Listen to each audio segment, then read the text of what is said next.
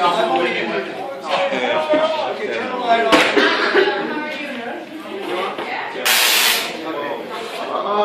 Okay, everybody, if I could have your attention just for a minute here. Number one, thank you all for showing up. Hey, Joe. Thanks to everyone for showing up. We really appreciate when all our friends can be here and share good food with us. First of all, I'd like to start out by really being grateful and thankful at this time of year. I got my mother here. My mom's been stuck. Stand up next to my mom. That's my little flag going to stand up. My mother cannot stand up right now. About 3 months ago, she fell and broke her leg in 2 spots. She's been bedridden for 3 months. And so we're very excited that she's out today. She got her hair done and her nails done. Look how cute she is. They don't come any cuter than that. So we're just, my dad and my wife and I and the whole family is just so excited. And speaking of my dad, there's my dad right next to my mother. There's the guy who started this whole problem right there. Problem. My dad has 6 children. My dad has 6 children. The best looking one is standing right up here in front of me. Okay. She's over here. Okay. The next sibling is my brother Gary, who I thought was going to be here. Gary works with Emaria Motor Services. The next one in order of birth, come on, stand up, Barney. There's my favorite sister. And her husband, John. Where was John? John! Oh.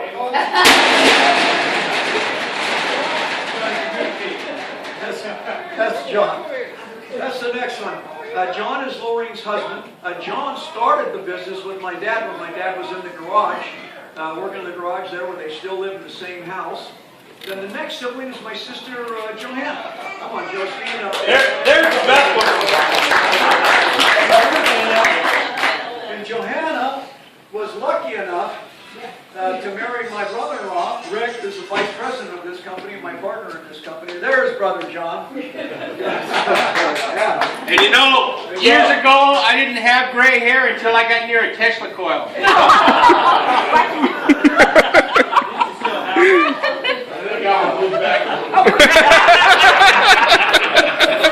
The next sibling is my brother Danny, who most of you know is Emaria Motor Services. A lot of you, I mean, if I look around, most of you use Danny over the care of one of the electric motors. And the next sibling is my brother David, who worked with us here many years and has his own business, DCI. We work very closely with him. And so anyway, you can see this is a very family business. My dad has very done a good job. Got anything to say, Dad? What? Got anything to say? I can't understand. She loves me. Yeah, you pretended he can't understand. Oh, yeah. Anyway, so He has something to say, he said. Right, I got something to say. Go ahead, Dad. We got us quite a crowd here. 6 children, 14 grandchildren, 13 great-grandchildren. And I got to say one thing, I'm proud of all of my sons and my son-in-laws for what they've done with this business. They've really got it up. We started out in my garage at home, and this is what the boys have brought it up to. I'm proud of every one of them, and I can't say enough about them and what they've done. I come in and I harass them as much as I can. Yeah, he does. Every day. I quit when I was 70, but I like to come in here. Okay, have a Merry Christmas, y'all.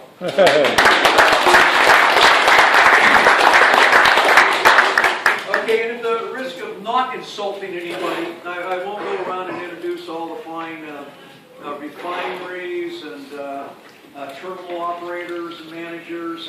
We've got a lot of great people here, and I want to thank you all for being here. We've got great people. I think Rick's been working with me for 35 years now. Sal's been here over 20, working on 25. Gary Schaefer, where's Gary? There's Gary. Gary recently retired from us. Long-time employee, was the electrical manager at Todd Shipyards for many years. So we got a lot of long-time employees here. And hey, my cousin Paul just showed up. So with that, if we can turn off some of the lights, what I'm going to do, they are. You got the open one. What we have here is a Tesla coil. Everyone who knows, and you've heard me talk about Thomas Edison, who is a dirty rat fake. who stole a lot of Edison, stole a lot of Tesla's ideas.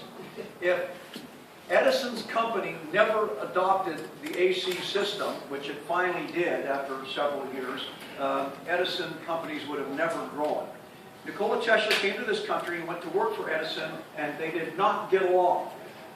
Nikola+Tesla is the father of the AC system. He started out with the AC motor, and later on with the money, with the $1 million he got from George Westinghouse, he went on and moved to Colorado and worked on high voltage experiences right outside of Colorado Springs up on, what is that called, rail that goes up the hill there. What is that area called? Whatever it's called. Colorado Springs. Colorado Springs, but whatever that mountaintop is up there. But anyway, this is a high voltage, high frequency coil. You can see it starts out at 110 volts. It goes on to a neon light transformer. You see these wherever they advertise Coors or Miller's Light in every liquor store or bar you've ever seen. And there's a capacitor here. The arcs you see down here are just some arc gaps which are creating the high frequency. Then we're going to another primary coil which comes out here, and it's about 100,000 volts here you're going to see. So here we go.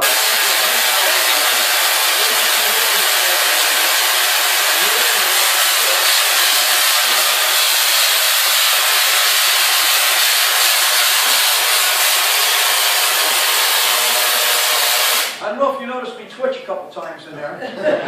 I can feel it. I've got a good feeling.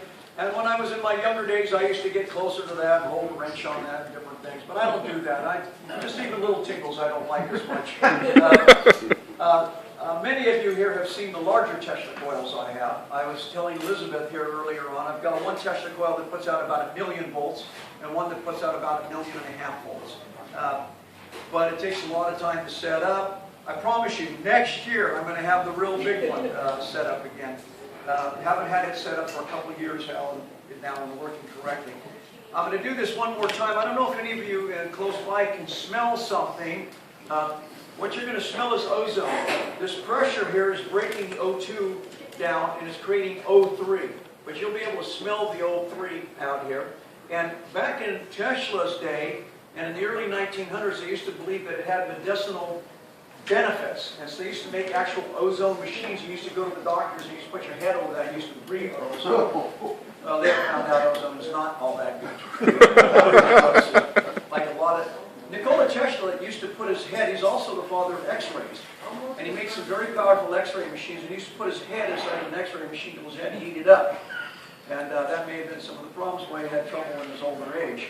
Does anyone remember, anyone old enough to remember when you used to go to the shoe store? You used to put your foot in the x-ray machine? Who here remembers when you put your foot? Oh, I'm not that old. You used to put your, shoe stores used to have a machine. You used to look down, you used to be able to see the bones in your feet. They used to claim that was a benefit to seeing how your foot fit inside the shoe. But anyway, here we go again.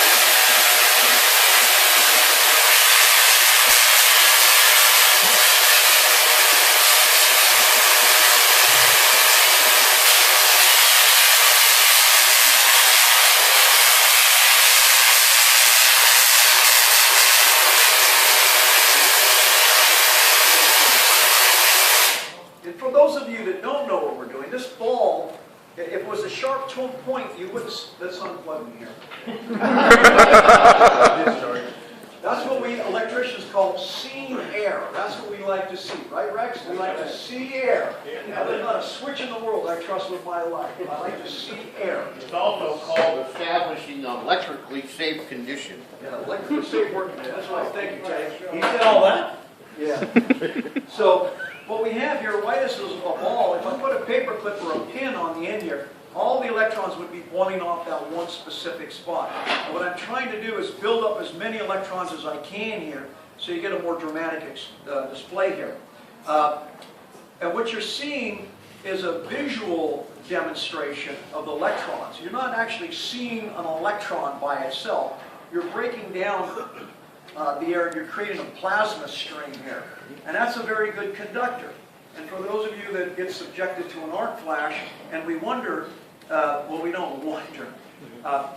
If you were talking about reading labels earlier, and you'll notice on some breakers and stuff, when we talked about training, if you have an arc flash, if you have a breaker cubicle here, and the circuit breaker is designed to interrupt the fault current, and you'll see an arc flash label here that may say 10 calories per centimeter squared if the breaker opens.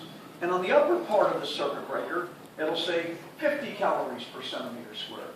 Well, you might think that I'm safe working down here, but that plasma stream that's created when you have an arc flash incident, it's going to rise right away, and we're talking about a lot more power than you have here. So what happens to that plasma stream, there's so much heat generated. I have very little heat because I have such a little power source here. But that plasma stream is going to rise and get into that 40 calorie or 50 calorie area immediately. And so you have to be real careful. We're talking about, Rex and I were talking about, some of his crew were talking about how you read an arc flash label and what it means and where a barricade is. So this is just a nice little demonstration of what you can see. Now I'm going to take some people that want to go over to a dehumidified room.